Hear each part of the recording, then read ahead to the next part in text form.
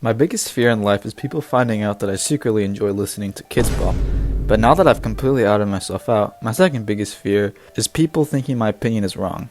I'd say I'm a pretty sigma male, meaning I'm not scared of my fears, meaning I'm not scared of being wrong, because I'm never wrong. I'm gonna be ranking the premium plants from worst to best. Now I'm including plants you can buy with money and gems, not this seed packet BS. Also, I know a lot of you nerds living in your parents' basement are going to say, blah blah blah, this plants are really good if you use this strategy. And frankly, I don't care, because I don't use PvZ2 strategies, because I spend my time using strategies in other games. Now I won't diminish your already shriveled attention span any longer. Let's begin. Starting off with number 44, the very last, we have Aloe.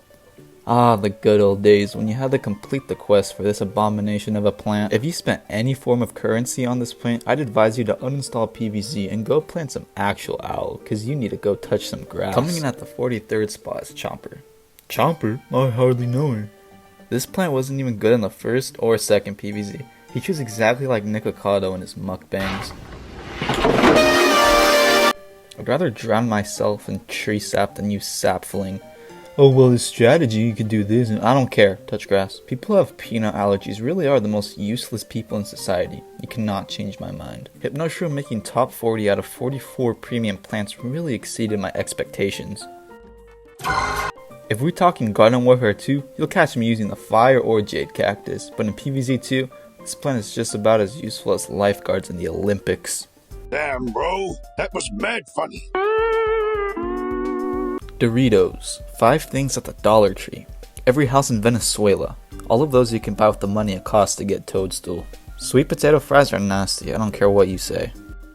There is nothing here that has to be said about electric current that hasn't already been said about aloe. Ah, squash, one of my favorite PvZ1 plants, until it became complete garbo. Ah, torchwood, one of my favorite PvZ1 plants, until it became complete garbo.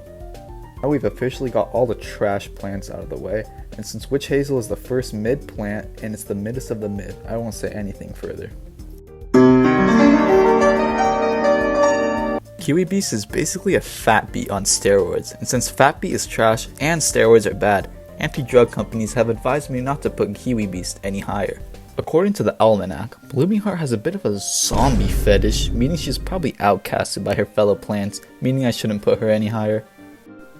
Electric Blueberry is the epitome of the security in football stadiums that kick out the wrong person after a fight. Come on, Miyagi, take that karate outside. Color Tomato being top 30 shows how bad premium plants are and that EA is just a bunch of scums. I mean, personally, you'll never catch me using a plant with the middle part. Power Lily. I have personal beef with Homing Thistle because it's a replacement of Cattail. And no, I'm not a furry, but Cattail is significantly better than Homing Thistle. Strawburst is one of those regeneration plants, but not the kind worth waiting for.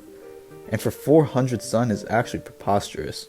I swear, if I have to use apple mortar on a piñata party one more time, I'm gonna burn every apple tree in my path. I guess. I literally have nothing to say about Starfruit. Dandelion is a better 3-peater, and overall a pretty good plant. Too bad I lost my other account that actually had Dandelion on it. Hey, yo, the pizza here! Parsnip is the plant that gets outclassed the most out of any plant. I'd argue bok choy and celery stalk are better, and you get those for free. There's also a couple plants that outclass parsnip on this list later on. Holly Barrier is kinda underrated in my opinion. A durian launcher, who is also a durian, I'd say it's a pretty solid plant. I'm no simp, so the hot date doesn't work on my Sigma personality. Nevertheless, it's a strong plant. I used to not like Hurricane, but it grew on me. You can actually get it at 75 sun with a couple upgrades. Overall, a great plant for gems. Unfortunately, I don't have Explode-O-Not, and I envy everyone who does. I actually think I'd use it pretty regularly if I had it. Great plant. Salvia Whip is a plant I don't use as much, but I still consider it to be a great plant. One of my plants around it also has a strong plant food. Ghost Pepper is not only an adorable plant, but also a very strong one. It can scare zombies on both sides and has a strong plant food. The only issue I have with her is she's emo. She's a great plant for gems. People often hate on Lava Guava, but I consider him to be somewhat underrated. He's a better version of the Ghost Pepper, and could also kill zombies in the row above.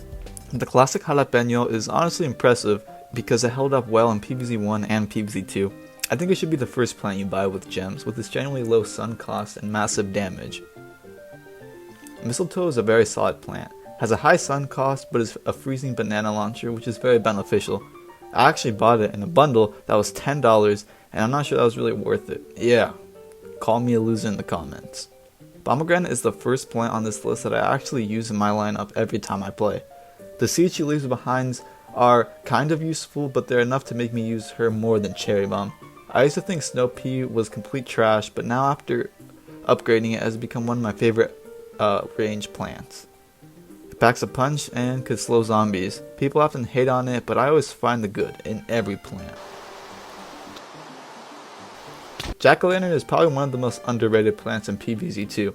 When it's upgraded, it's super good and is literally a rechargeable jalapeno. Next up, we have Escape Root. If people actually had brains and knew how to use them, then he could be a very powerful plant. Escape Root makes the endangered plant levels extremely easy.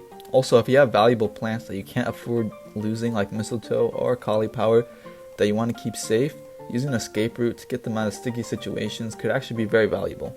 Next up, we have Fire Pea. Not much to say about her, but she can shred through zombies and also has a great plant food. And honestly, it's a very, very useful plant to buy with gems. Next up, we have Cauliflower. Apart from a slow recharge, this plant is flawless. Its RNG based mechanic is kind of annoying, similar to electric blueberries, but not as bad. At number 6, I have Imitator. The reason why it's not number 1 is because I didn't want to make the top 5 be anticlimactic, so I just left it off. Number 5, we have Shrinking Violet, the best gem plant, and no one could tell me otherwise. With its amazing plant food and cheap sun cost, it makes levels significantly easier. At 4, we have Electro Pea. Electro Pea is very straightforward. Piercing peas that electrocute zombies in other lanes is very valuable. I use electric all the time. The only downside is its lackluster plant food. At the 3rd spot, we have Cold Snapdragon. This plant is just overpowered. Slowing zombies while doing heavy damage, if aligned in the same column, can lead to very easy wins. Next up, for number 2, is my personal favorite plant, Grape Shot. It's so broken and very fun. I have a deep love for balls, which is why I adore them so much. And at number 1, no surprise, is Gold Bloom. I don't remember the last time I didn't use Gold Bloom and imitated it. Nothing else needs to be said, except if you disagree in the comments, then you're just wrong.